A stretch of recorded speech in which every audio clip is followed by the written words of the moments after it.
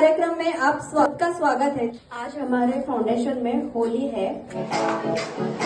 आज पानी पानी पानी पानी पानी पानी हिंदुस्तानी सानी सानी सानी सानी सानी बाबा हो मेरी गीत हो की तेरी दुनिया मतलबानी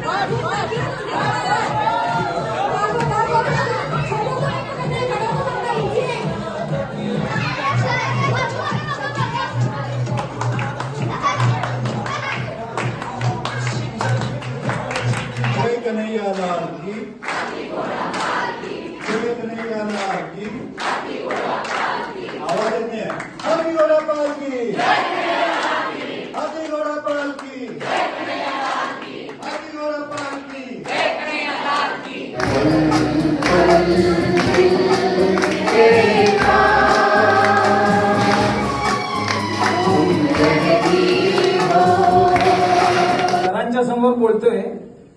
आजपर्यंत सरांना फक्त एवढंच बघितलंय, सेशनची सुरुवात। पण ज्या वेळेस हिने आल्यानंतर पहिला डान्स केला सर, तवाच मनातली भीती निघून गेली। मला सर जाणवलं, हे खूप वर्षापासून मी ऐकत होतो, खूप जणांनी मला सांगितलं, पण खूप वेळानं मी जॉईन केलो आणि ही माझ्या जीवनातली चूक आहे की हे मी जेव्हा मला समजलं त्यावेळेस जॉईन व्हायला पाहिजे होतो। तुमच्याकडनं खूप काही घेण्यासारखं आहे। तुमच्याकडनं म्हणजे आम्ही तुम्हाला जे गुरुस्थानी मानतो, तुम्हाला जो मनापासून आदर देतो, तुमच्याकडे खूप काही सर घेण्यासारखं आहे। त्याच्यासाठी खरोखर शब्द नाहीत सर। तुम्ही एक स्वस्थ जीवन निर्माण करण्यासाठी आणि भारत सशक्त होण्यासाठी जे तुम्ही करताय सर, तुम्हाला मनापासून प्रणाम, मनापासून प्रणाम।